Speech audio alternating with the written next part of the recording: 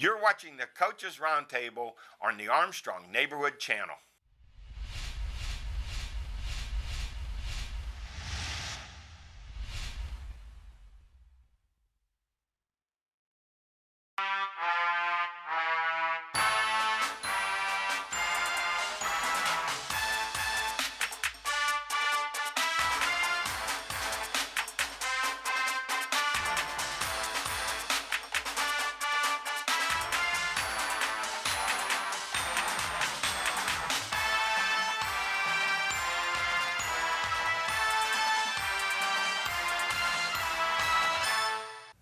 Welcome to Coaches Roundtable. I'm Ed Codi. To my right, the Swami, George Abraham. To my left, the Tiger, Albert Campman. Guys, we're heading into the last week or two of high school basketball. Playoffs are going to start February 26th and 27th. Let's go to our top scorers for the boys. Devin Carney of Butler, games of 41 and 28. He averages 30 points a game. Ryan Lang of Knock, 30. He averages 26.6 a game. Chase Bailey of Carn City, 29 and 26. He averages over 20 a game. Levi Orton of AC Valley, games of 27, 24, and 30. Cole Brooks, Seneca Valley, 24 and 25. He averages 24.4 per game. Sheldon Cox of Newcastle, 24, averages 15.8. Matt McDonough of North Allegheny, 22. He averages 17.1. Zach Schlegel of Mars, 21. Mahali Stefanos of Mars, 21. He averages 18. And his brother Tasso Stefanos of Mars, 20. You know why they're good? Just listen to those three right there, and that's why they have an outstanding team. Greg Abib of North Allegheny, 20. He averages 20.4. Joey Petcash, Pine Richmond, 20. J.D. Azule of Rochester, 20. Ben Lane of Freeport, 20. And Connor Lysik of Seneca Valley, he had 20. For the girls, Corianne Hauser, Rochester, 31. She averages 18.5. Michaela Collins of Beaver Falls, 28. Ayana Hudson of Newcastle, 22. She averages 16. Mia Sherman of AC Valley, 23. Ashlyn Pry of Montauk, 21. She averages over 20 a game. Elena Rocco of North Catholic, 20. And in swimming, how about this? Seneca Valley, 94. North Allegheny, 92. The first dual meet loss for North Allegheny since 2007. 14 years without losing a dual meet. Congratulations, Seneca Valley. It's one of the check marks of our show history, I think. Yeah. Think about that. Seneca Valley's got that good, has come on that strong to be able to be North Allegheny. You look at what Seneca Valley's been doing in their soccer program, their track program, swimming program, and so forth. Baseball's been good for Baseball's been good. I remember one time a buddy of mine told me that he ran into somebody, an AD or assistant AD or something, and made some comment, and he or she was quick to tell him that they had been good in everything but whatever it was he was talking about. Always hard-nosed and tough in football. Yeah. Oh, yeah. But he made a good point there. People in this area, they want to hear football, basketball. Mm-hmm. Yeah. You know, they don't realize Yeah, swimming, track, all the soccer. other great sports are going on. Yeah. Right. That's- And it's a huge school. Yes. There should be no surprise. No, you got that right. And they have athletes there. And for their swimming teams in that meet, Kevin Donaldson, Zihan Zhu, and Daniel Samos each won individual events and also took part in 2 relay wins. In wrestling, a AAA championship, Waynesburg 67, Seneca Valley 3, second straight title for Waynesburg. Now here's what They're running caught me by Waynesburg is so good. But Seneca Valley held out their top wrestlers in the meet. Oh, Now- did they? now, I didn't know that. I don't understand it. I'd like to talk to someone. I don't know the strategy there. I'm not second guessing the coach, but Alejandro Herrera Rondon and some of the other star wrestlers. Well, he's a star, He yes. he held them out. Now I'm not sure why. Well, we'd like to know. I would like to find out about that. would like to find Yeah, out. I will. I'm If there's gonna a- do some They checking. have duels. They have teams. I'm gonna they check have on all that. This is the different- team championship. Yeah. So what does this mean? You place more of a premium on the individual than you do the team? No doubt. Burroughs won 15 straight WPL No, that's what it championships is. team. That's what Eddie. You just said what's happened. You think that's All. the I case? know that you described it because I coach track, and that is one of the controversies in track. Some coaches, Chuck Katubi Riverside, Yeah. really values the team and wins a lot of team championships. Other guys don't enter all their kids in 4 events. They'll put their kids in 2 events, making sure that they're fresh at the end of the year. So it's different. Also in wrestling, Butler senior Stephen Green, he won his 100th career wrestling record, improves to 100 career wins, excuse me. And wrestling, it's going to get underway, the WPL and PIAA tournaments, but it's a tougher field because it's been condensed. Some good wrestlers are going to be left out. Yeah, this COVID has put things in different views. It's just us, there's 3 old timers, have to get used to some of the things that are happening that we can't grasp. Yeah, you know, in years before pre-COVID, if you in terms of individual championships, if you lost, it didn't hurt you. But this year, a loss, that one extra loss, knocked you out. Yeah, and George talked about basketball last night. We were talking. He said, you understand? Only the best team moves on. It's like the old days, you know. I was reading something around Harrisburg the other day too. They're not having wrestlebacks. In other words, let's say the Final Four, they get to the finals. If the second guy beat the third guy, they don't wrestle again. Now, if they didn't wrestle, now they'll wrestle off. But if they did, there's no wrestleback. And the PIAA has ruled against an early start to fall sports, even though they know with football they finished in November. That worked out just fine. They condensed the field, which we like because we like a lot. And I'm not being critical of 2 and 7 teams, 3 and 6. I just don't feel they belong in a playoffs this year. I think almost everyone who qualified for the football playoffs and had a winning record.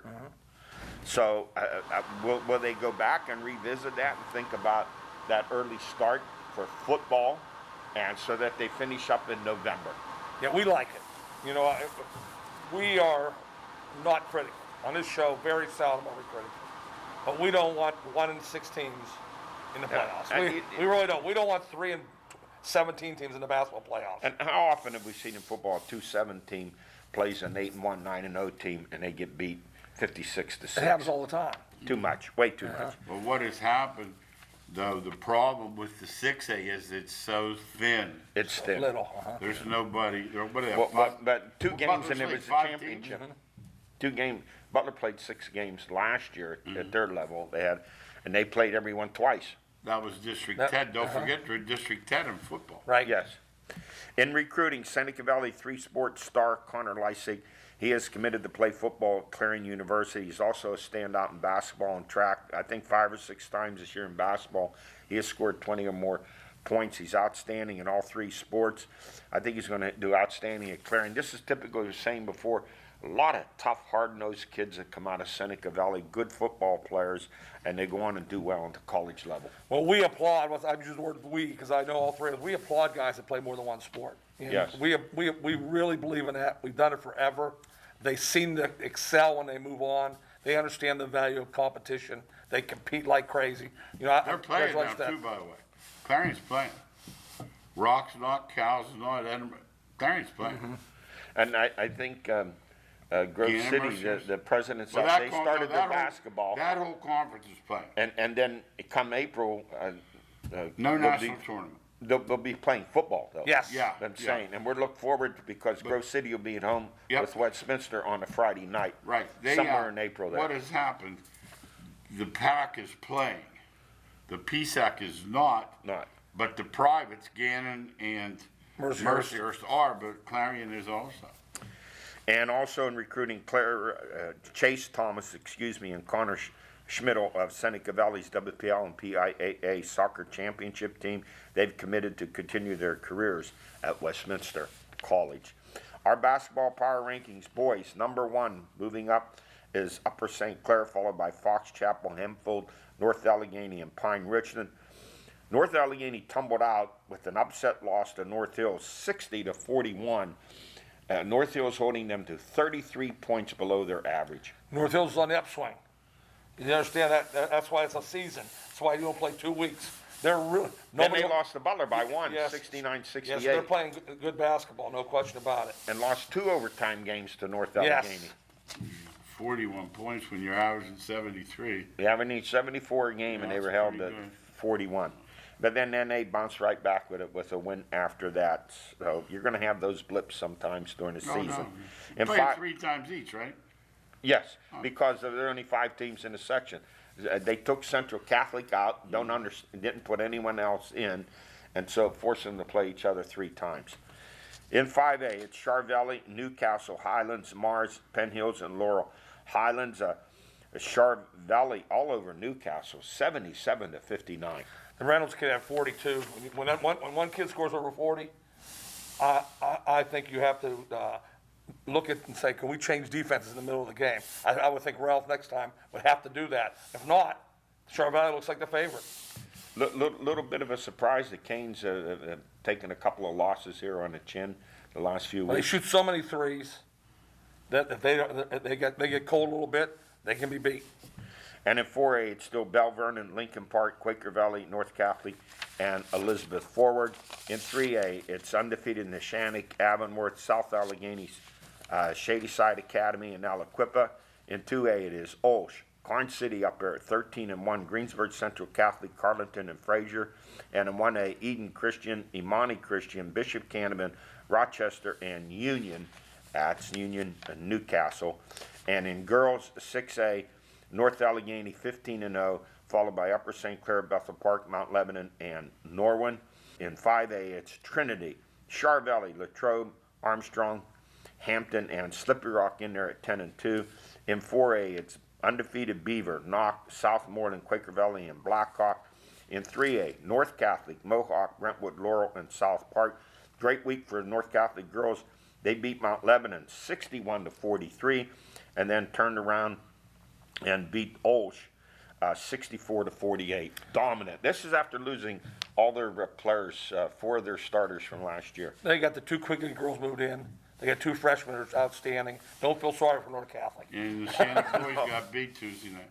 Who's that? The Shannock boys. They got beat their first loss. Yeah, they got the Okay. first loss. Well, we just missed that. That was last night. That'll be on for Yes. next week. And in 2A, it's Sarah Catholic and the Neshannock, Burgettstown, Olsh, Winchester, Thurston, and 1A, Rochester, West Green, Eden Christian, Clerton, and Avella.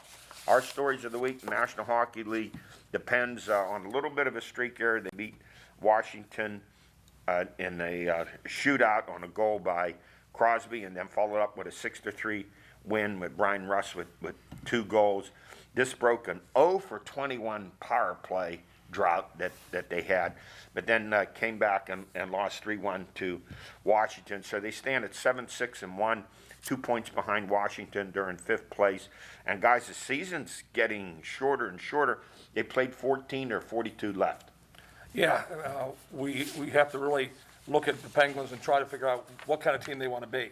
They're playing more low-scoring games, which usually leads to positive things in the playoffs. But that's not them. I think they struggle doing it that way, Eddie. They've always been normally a scoring team. And Well, you mentioned that. They get outshot in their 3-1 loss, 42-27. You're not going to win many hockey games getting outshot with that kind of differential. Yeah, it's tough. 1/4 of the season's gone. 1/4 is gone already. And in the GM position, after Jim Rutherford, who quit two weeks ago, the Pens filled it by hiring 2 guys. Ron Hextall hired to be the full-time general manager, and Brian Burke hired as director of hockey operations. Hextall will report to Burke. Hextall, 5-time All-Star goalie with the Flyers, noted for chasing after a Penguins player. When he scored a goal on him, he got so mad he was skating down the ice after him. Burke's been around a long time, GM of the Anaheim Ducks when they won a cup in 2007. Now here's something I don't understand. I need an explanation.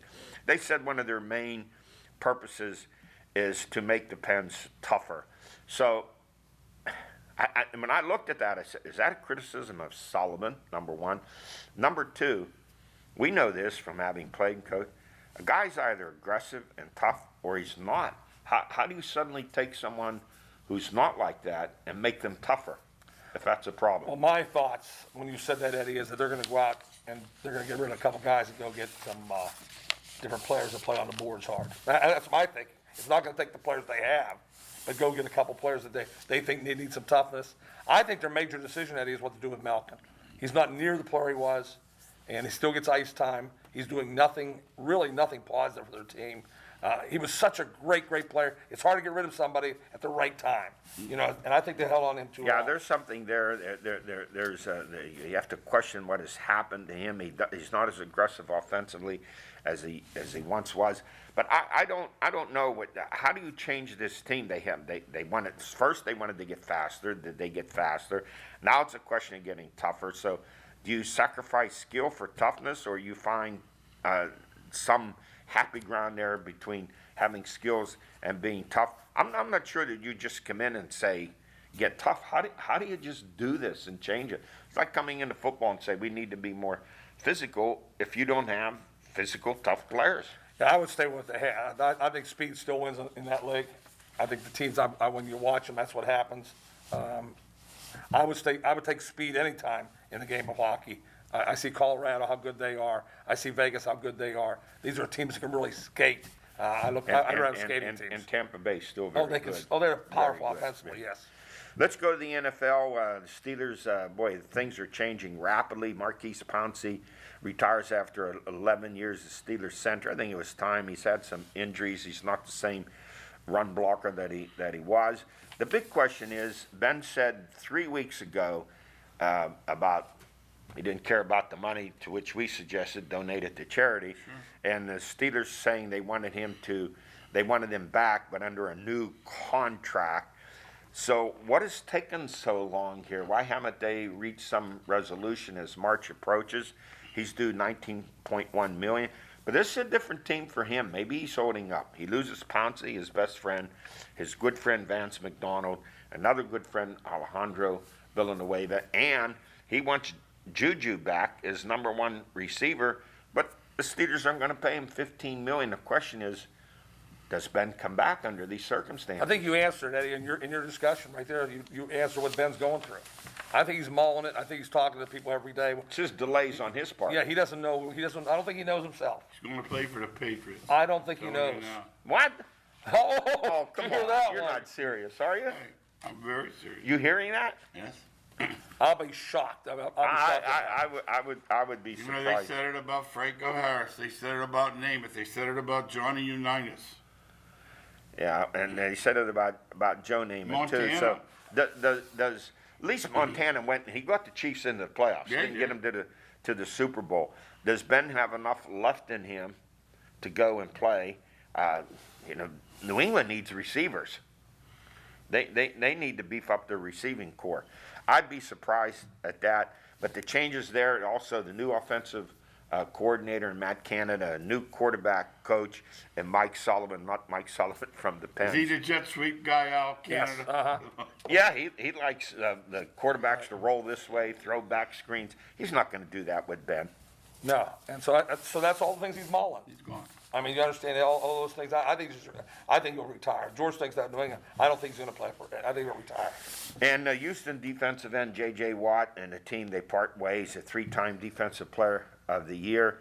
Watt, 32. He did play in all 16 games this year, but prior to that, the previous 5 years, he missed 34 games. He's had numerous surgery. I don't get this talk about him coming to the Steelers. My question is, why? He's 32. Doesn't he want to go to a Super Bowl contender? The Steelers are not Super Bowl contenders.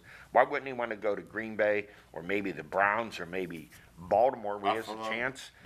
Buffalo's another good spot to get to the Super Bowl. Well, he's one of those guys that dances to a different beat. His family comes first, and he really thinks his brothers are there. He wants to be there with them.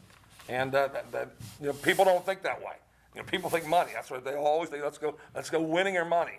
He's not thinking that way. And I wouldn't be surprised. Now, if they can get him there. I don't know. Well, he's in the last year of a 6-year, $100 million contract. As I said, it's the money thing. That's why I said I don't know about the money part. I really don't. Is he going to take $2-3 million? $5 million? I don't know. That's what I'm saying. But someone else says we're going to give you $10 million to come. That's what he could. But listen, if you're talking about a guy who would or could, it'd be him. He has millions. I mean, I don't think it's a money thing for him at all. That's what I'm saying. No, that's the same thing with Roethlisberger. He's made, nearly $300 million in his career. But he dances a different beat. Money was important to him for a long time. Yeah. I mean, it's always been important. But at 32, his chances, I would think at some point, nice to play with your brothers, but that final chance stretch to get to the Super Bowl. I wouldn't let any of these guys go if I owed those. After giving them all that money, Well, here, we'll send you where you want to. Here, we'll let you quit. Where do you want? No way. Yeah, This guy made $150 million. Well, where do you want to go? I don't believe in that either. I agree with you. I would, like this Watson, if I don't get 2 ones and another quarterback, he's not going. And Houston's crazy. He can sit not out. to say, you want him? We want 2 number 1 picks See, and a number 2 pick. It's like people that sit their house on the market. They sit it at some ridiculous price, and the stinking thing sits there for a year. Then the other buyers know you can't sell it. Now you're done. Well, spring is in the air, even though it's about 8 degrees out, and the Pirates are in spring training with maybe the youngest roster in Major League Baseball, 19-41 last year, and we already said Trevor Bauer with the Dodgers, he'll make $40 million this year. That exceeds the Pirate payroll. So here we go. They're talking about the Pirates have 6 of the top 100 prospects in baseball. They're already talking about the future star Brian Hayes, a third baseman, shortstop O'Neill Cruz. Should we get excited, or the Pirates are a major league farm system developing players? Can they do? Yeah, I'll put a 0 up for Can you. they duplicate what maybe Tampa's done, and also Kansas City? You get these prospects, you make an effort. You don't win it, and then you get rid of them all again. And that's their plan. But you have to be able to spend some money behind it. That's why I put a 0 up. And since 2015, when they had that chance, Yeah, they did. They didn't do Right. it. So I don't see it happening, and I'm really frustrated with them because I'm looking right into I'm calling you out, Pirates. I'm a season ticket holder. They have not gotten contact with me for 5 months. Now, do you understand? That never happened before. I mean, even when they were bad, they would call and say they would get in touch with. They would get in touch I don't with even know somebody. these guys they signed with their I batting get average. this famous question all the time. What's Al saying? They know he's Yeah. dead. I tell you, Well, I have 0 up. You just said there's nothing they did positive in the last 2.5 years that I can hang my hat on. Nothing. I don't see one thing they've done positive until I see these prospects, Eddie, in action. I can't. But I can't. they don't keep them. They bring them up. You get frustrated. How about their numbers 48 or something? They think they're going to lose. They're minor league team. 114. They're a minor league team. The last few years, last 3. Josh Bell, gone. Austin Meadows, gone. Jamison Tyon, gone. Garrett Cole, gone. These are all good Starling players. Marte, gone. Not to mention several other pitchers that have. Charlie Morton. I mean, Charlie right Morton's down the line. been in the World Series. So there you go. This is what they do. But this is the worst. I mean, Yeah. of all the times, I've stuck with you. know how many times we get an argument on the show? Yeah. And I said, I'm sticking with them, Eddie. Yeah, you did for a You while. know, I can't. Right now, I'm not sticking with them. And I would say what I'll say again. Even if some of these guys would develop, when it comes time to signing They them, won't sign them. they're going to let them go. And Yes. my interest is Wayne because I go back to the days and remember, who's the rookie going to be? Oh, it's Richie. They brought this kid up, Yes. Richie Hebner. How about wait till you see this Dave Parker coming up? Even I remember when Stargell came up in '62, or Steve Blass came up early '60s, and you see every year, and now Oliver, Right Gene down the Elliott. line. Yeah, I know. Those days are gone. Completely. And until baseball gets some type of a cap, this is the way it's going to be. It's just going to stay like this. What's a joke? It's It not. is. They're not going to get some type of a cap. It's never Or as coming. you That's said, not coming. or you said, A floor. having a floor, Yeah, we believe you got a to floor. spend at Well, least the floor $50 is part of million. a cap. A hard cap has a floor. We believe in a floor. Right. Yeah. That's the point. And I heard someone say, oh well, the Pirates, you win, you get more people, you make money. Pirates are making money and losing. Oh. They're making money Billions, in not terms of millions, their, billions. In terms of their profitability, Hey, what hey. they pay in the payroll, and what they take Yes. in, they make money. It's worth 10 times what he bought it for. What investment have you made 1,000%? Not a mutual fund. That's why I can't get it. I can't No, get no, excited. no. Can't get excited. And I think the biggest break he's getting is no fans because it doesn't call attention to how disgusted the people are. You get 2,000-3,000 in a game, he'll figure it out. Well, Baseball Hall of Fame, we missed on this, we ran out of time no one was elected. Kurt Schilling came the closest at 71%, but he said, take me off for 2021. They're not going to do it. He wants to be considered by the Veterans Committee instead of the baseball writers by someone who knows something about baseball. He said, hey, come on, Kurt. His typical season, 15-10, 3.46 ERA. Okay. Sandy Koufax, 16.8, 2.76 ERA. Tom Seaver, 16-11, 2.86. Bob Gibson, 17-12, 2.91. When it comes to postseason play, who's number one all time? It's Koufax, 0.95 ERA. Gibson, 1.89. Schilling, not bad, 2.23. Bond, 61% of the vote. Clemens, 61. Sammy Sosa, 17%. Those guys aren't likely to get in. Schilling hangs his hat on his postseason. He's always been a good postseason pitcher in the playoff. 2-2 is pretty good. Very good. Very good in the playoffs. I mean, come on. But don't rip the baseball right. No, he's always done it. Yeah, don't. You understand? He can't help His himself. political He stances rips have everybody. cost him, Eddie. He rips everybody. He is really, he's out there. Hey, college basketball, over 20 games postponed on Saturday. Duquesne had their 5th game postponed. Pitt play off a week because of COVID. They lost to Georgia Tech 71-65. Hey, look at this. Pitt now lost 5 of their last 6. But the last 3 years, not even finished with this year, February, March, they've lost 21 games the last 3 years during that stretch. And as a coach staff, you have to look at that. I mean, if the habit keeps falling in place, there's something missing. He was at Duke, though. I don't know what it is. He was at Duke. As that they'll say, huh? Hey, guys, the big days, and I know I've harped on this, but the glory days in the Big East under Ben Holland and then Jamie Dixon, when that place was just jumping with excitement. It was fantastic. You couldn't get in there. I don't see it coming back. That was a lot of They fun. don't belong in this league. The Boston College coach got fired Monday, 70 and 110,000. They're not going to win there either. You know, and I remember before, okay, yeah, it was UConn and Georgetown and St. John. But even when Providence came in, they were excited. Knowing Wake Forest, okay, Wake Forest. Georgia Tech. They're playing North Carolina State. Georgia Tech. There's no, it's like West Virginia football. They've fallen off the radar around here. But they're laughing at us because of the TV, because of the money they got. Oh, yeah. So that's all. They don't really care about us. They don't care about anything else. They got moolah coming in there that they got so much money they can't do what to do with it. Well, they have another year of no fans and no. Hey, now Michigan, here's what's happened with COVID. They didn't play for nearly a month. Yeah. Came back, beat Wisconsin, 67-59. A month ago, they were number 7. They didn't play for a month. They moved up to number 3.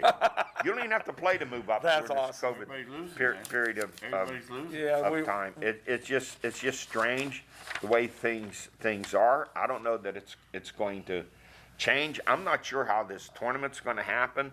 And even with hockey, they're looking at so many cancellations. But basketball is really getting hit. Really getting hit. Everyone but high school. They don't test. Every day. But right now we're in a bad, even in a bad scheme with high school. I looked at high school last night. Cancellation. There's so many breakouts. Number going on. of postponed games that have occurred. It's just going to be interesting to see what happens as we head into March Madness. As we said before, that $800 million is sitting there looking them in the face. Exactly. They're playing. And these players are going to be forced to go out there and do it. Hey, that is it for us. We've run out of time. We'll see you next week.